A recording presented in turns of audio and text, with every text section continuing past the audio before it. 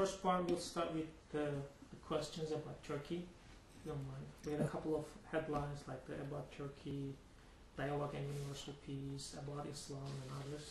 So we'll start with All right, Turkey. start up.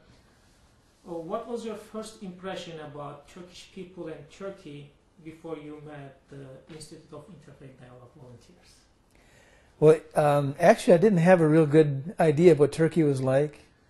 In fact, I didn't know much about it, and I didn't know what the people were like. And it probably was a kind of a negative impression, what I did have, because of like movies like Lawrence of Arabia. That was when the Turks were in control of the whole Middle East, and during the war, there were just the British the Turks were the enemy in World War I. The Turks were the kind of enemy of the Western powers. So probably didn't have a real good impression, but just not too much impression at all. Have you ever had hesitation to go to Turkey when you were invited to Turkey trip? What were your friends or family's reaction? I had no hesitation. I knew I was sure I'd be safe, and I think my family felt the same way. My friends, nobody was too concerned. I travel in Africa, so when I go to Africa, they are concerned, but not Turkey. What did you like you most in Turkey? Are there any things that you can never forget about Turkey? I think the ancient ruins, and I'll never forget that. All of the like in Urfa and Harran, Ephesus, the ancient ruins. Also Istanbul, I'll never forget Istanbul. Such a amazing and beautiful city. And then the hospitality of the people. I thought Turkish people were so good to us wherever we went, and I'll never forget that either. How your impression about Turkey and Turkish people has changed after the trip in Turkey? Well, now I have a very, very different impression. I mean, I also didn't know how modern Turkey was, so really it's quite modern and almost European, and people were very gracious. So I came away with a very good impression.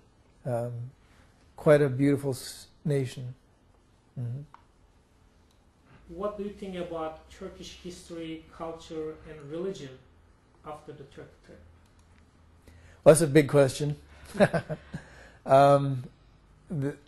The history, I didn't know a lot about the history, so I was very amazed to see how far back the history goes. Centuries and centuries of Turkish people living in the same, living in Anatolia. And I thought it was interesting that the culture was, I'm going to call it deep culture compared to America, which is kind of shallow culture. It's like culture that goes way back and is rooted deeply in the soil, you might say. Whereas in America, we kind of, we just got here and we're kind of new and everything is new. So that was real interesting to me. So that'd be the culture, and you mentioned religion. Mm-hmm. Well, the first night we were there, I was awakened at 4 in the morning or 5 by the call to worship or call to prayer, and I thought this must be a Muslim country, And so, but I found it very interesting, and not that different really from American life. How about on the part of the history, like as you mentioned, Lawrence in Arabia and the Turkish image, especially in the history, like they're coming to war or killing the people, as in the people's minds. After your visit, how that things change in your mind when you see really in Turkey all the ancient history and all that?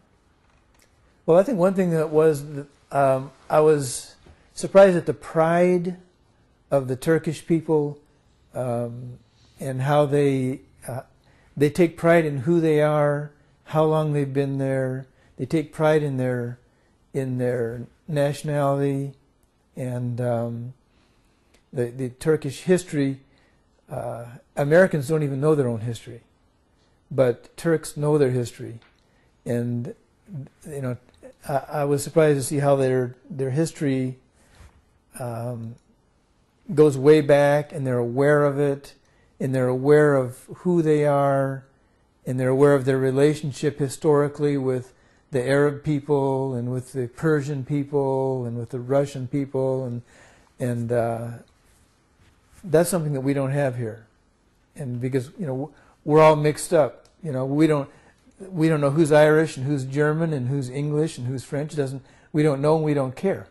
But there I could see where the Turkish people's history goes way back, and they know what happened 1,000 years ago. They know what happened, and those history defines who they are in their relationship with the people around them, which we don't, which was new to me and very interesting. Did the trip reinforce your ideas about establishing peace in the world? Or in which way did the trip force your ideas and the thoughts about the peace in the world? Well, I think it did. I think that the idea, and I'm not sure how common this is, but the people that we met, the people we talked to, the people that were kind of involved in interfaith dialogue, they had a good idea of letting people be who they are, and not fighting about it. And so I found that we met many Muslims that were very happy to talk about their faith and very curious to talk about Christian faith, and I think that was good to be able to communicate on a more personal and deeper level, and to realize we may not agree, but we can still live in peace. So yeah, I think so. Have you ever heard about the person behind when you go to your trip to visit the schools and others, so the IIB, the person behind it, Mr. Fethullah Gülen? Have you ever heard about him before? Have you ever read any of his works? I read a couple of newspaper articles about him before the trip, and then once I knew I was going on the trip, I read some of his works. So I did know something about him. And do you think that with his motivation to people opening a school and mostly working on an educational base, do you think such an education model could be successful? Yeah, I think it's a good way to go, because he's a big part of the problem is ignorance, I think. People don't understand each other. People don't. They're not allowed to communicate, or they haven't communicated to see each other as human to human, and they stereotype each other. So I think education is a very important way to begin to break those barriers down. Do you think these education activities encouraged by Mr. Gülen play an important role in building peace in the world? I do, yeah. And for this said,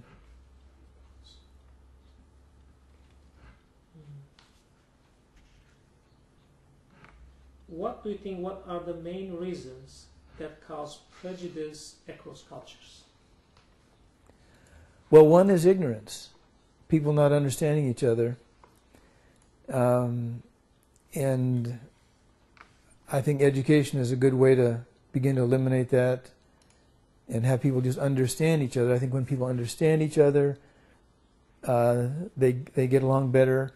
And another thing I think is just getting to know each other across cultural lines, racial lines, religious lines. I think when people know each other as human beings, they discover that there's a lot more in common